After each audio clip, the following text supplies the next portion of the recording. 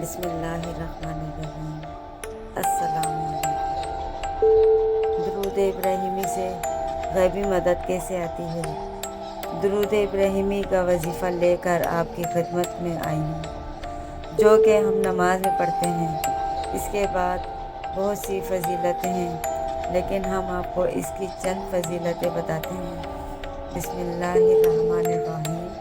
علماء کرام فرماتے ہیں کہ ایک مرتبہ درود ابراہیمی پڑھنے سے خانہ کعبہ کی برکات حاصل ہوتی ہے۔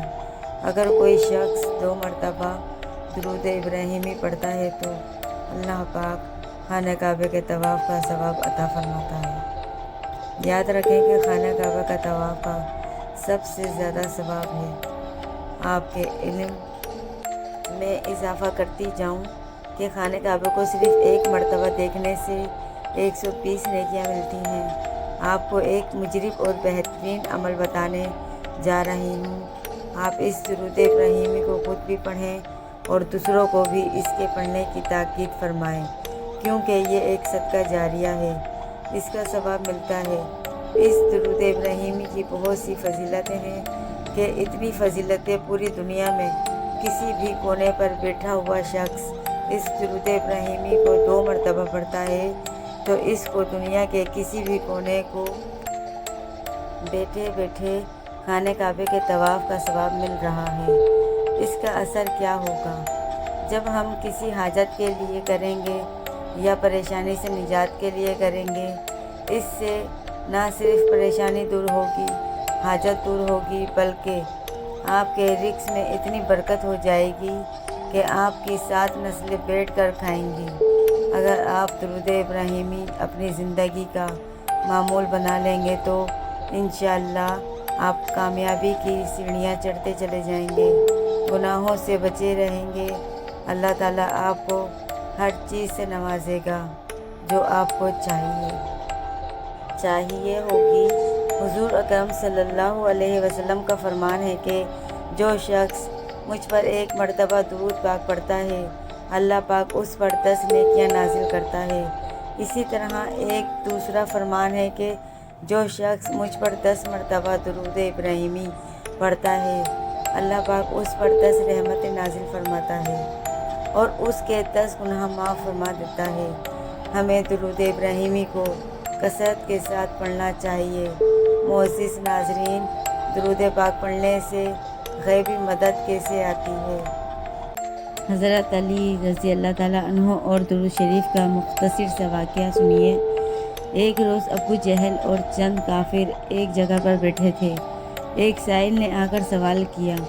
انہوں نے سائل سے تمسخر کے طور پر کہا کہ تم حرم میں چلے جاؤ، وہاں حضرت علی بیٹھے ہیں، وہ تم کو بہت سا مال دیں گے کیونکہ وہ بڑے سخی ہیں۔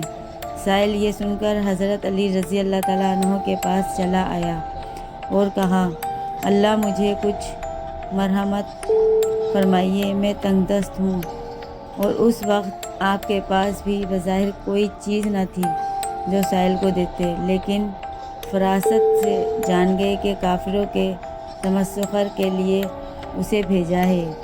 آپ رضی اللہ تعالیٰ عنہ نے 10 بار درود پاک اور ایک روایت میں 3 بار درود شریف پڑھ کر سائل کے ہاتھ پر پھونک ماری اور فرمایا، ہتھیلی کو بند کر لے اور کافروں کے سامنے جا کر ہاتھ کھولنا۔ جب سائل کافروں کے پاس آیا تو انہوں نے پوچھا، تجھے علی رضی اللہ تعالیٰ عنہ نے کیا دیا ہے؟ اس نے مٹھی کھولی تو سونے کے دیناروں سے بھری ہوئی تھی۔ یہ دیکھ کر کئی کافر مسلمان ہو گئے، جبکہ ایک روایت کے مطابق ایک قیمتی گوہر مٹھی میں آ گیا۔ سبحان اللہ۔ معزز ناظرین، درود ابراہیمی کے لامحدود فوائد ہیں۔